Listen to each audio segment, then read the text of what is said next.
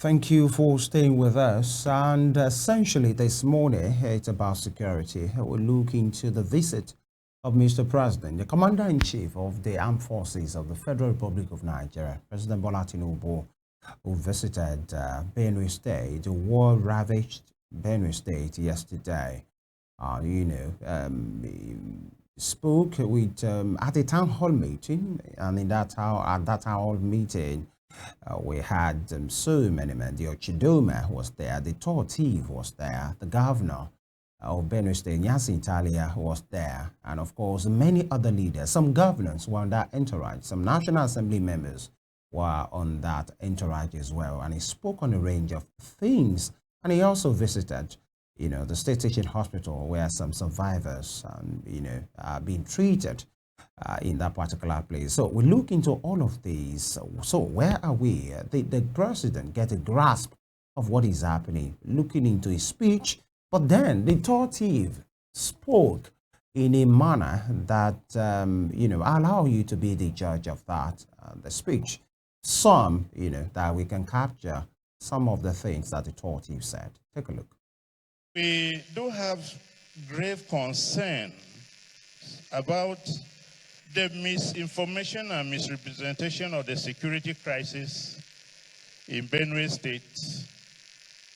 Your Excellencies, it is not herder farmers clashes, it's not communal clashes, it's not repressor attacks or skirmishes. It is this misinformation that has led to suggestions such as remain tolerant, negotiate for peace, learn to live with your neighbors.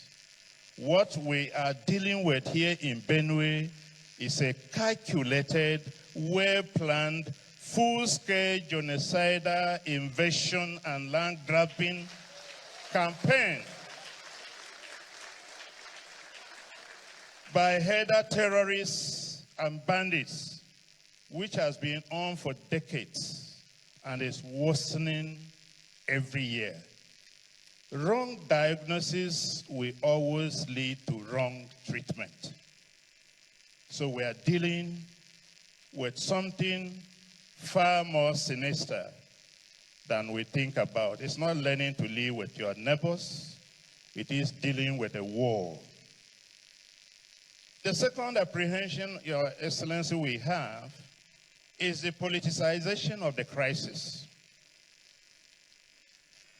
Politicians in the states are busy politicizing the crisis, passing blames instead of joining hands to address the crisis.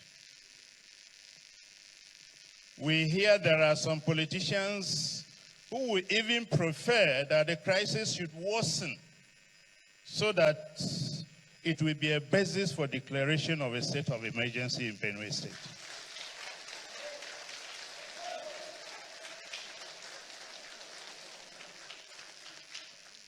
Your Excellency, this is unfortunate, and any politicians that prays for more people to die for such a project is against the wishes of the people of Benue State.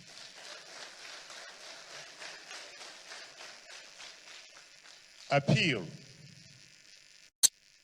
Your Excellency, Benue State has made a lot of sacrifices to keep this country united. Many of our people died during the Civil War. We paid the supreme price for this country to keep this country united. Why should we be treated like this? This, what you have come to condole us, is just one in a series of several massacres in this state.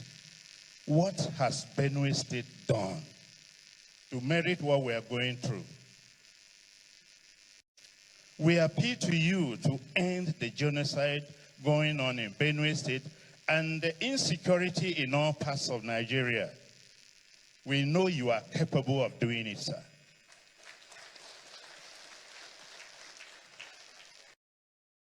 Right.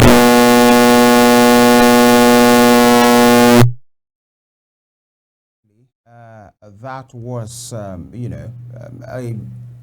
a highlight of what the tour chief, James Otese Yuzua Hayase said at that place. We have joining us today someone that we've started this conversation with for a few days now, and that shows the seriousness of what we are talking about. Dr. Chukwuemeka Ijensa is again virtually this morning. Thank you, Doctor, for joining us again. Oh, it's my pleasure, Penny. All right. I guess you heard the tour chief. What do you make of his speech? Do you think it captured the essence of what is happening in Benue? From a personal point of view, I would say no. I heard the speech. Nothing was said. He spoke, but nothing was said. We all know what's going on in Benue State, ranging from cattle herdsmen and the farmers, bandits, banditry, insurgency. Now he's saying being sponsored, it's a deliberate attack, it's a genocide. Where is the evidence? One. Two, until somebody is caught and is made to tell us exactly what's going on, we cannot but assume. And that's why, Mr. President, I said on the program 2 days ago, the president is more informed than any other person in terms of security or insecurity within the country. And that's why the president told and said to the governor, go back home, mend fences, bring stakeholders together. The president knows something we do not know. Unfortunately, you and I are not privy to the whole information. We can only assume to fit in the bits. And this is where misconception comes in based on misinformation. Now, from the speech that was said, he spoke about politicians who prefer, because of personal gains, to see more lives being lost. Who are these politicians? He has not mentioned any name. That is where my own grouse comes in. If you know you have such information, mention their names. So we know where we're going from and how to go about it. I said this again 2 days ago. Where are the politicians of Benue State? From the Senate, National Assembly, State Assembly, local government, the chairman, all of them, where are they? Is it just the issue and the work or the burden of the government alone? These are the issues on ground. There's so much to talk about Benue State. My problem and my fear here is that if it's not nipped from the board, it's going to spread to other states.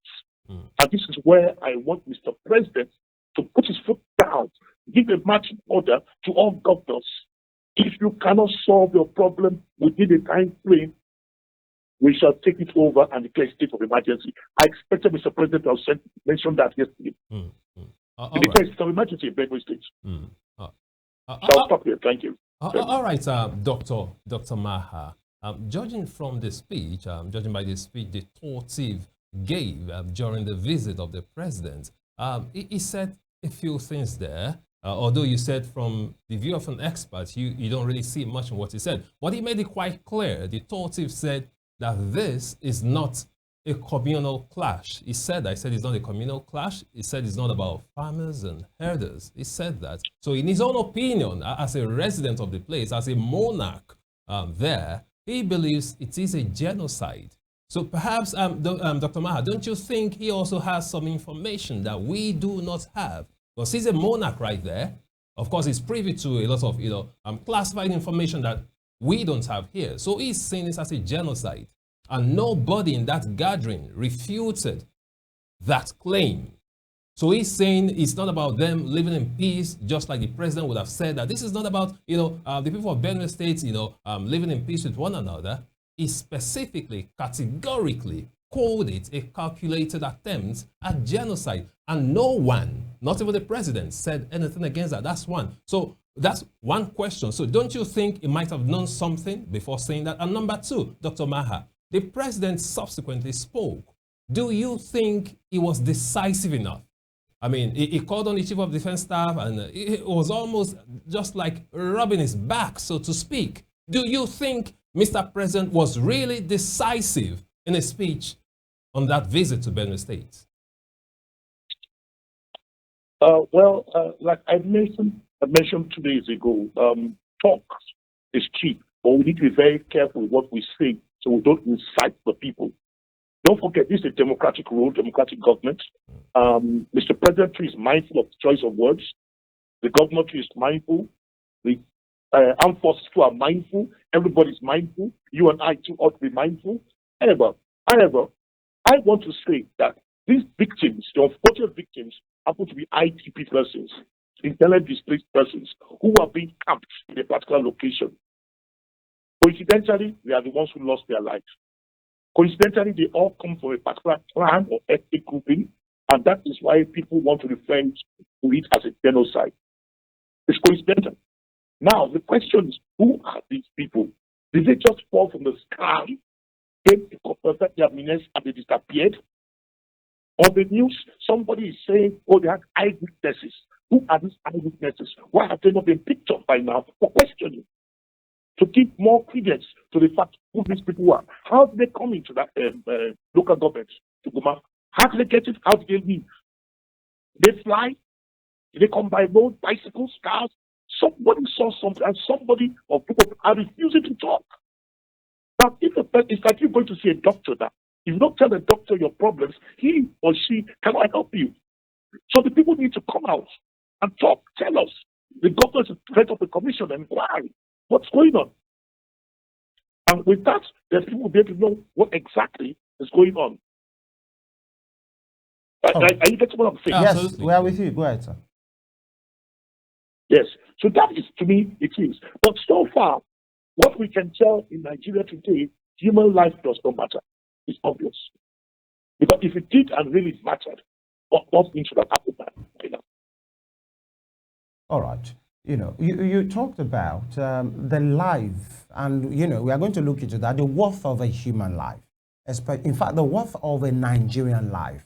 We'll look into that in the course of the program. And Daniel asked a very specific question when he said the speech of the president, where he called out the IGP, called out the chief of defense staff, what do you make of it? But then I understand we must go on a break right now. When we come back, you will listen, people will take a look at what the president said at that meeting. But for now, we'll go on a quick break. Please stay with us.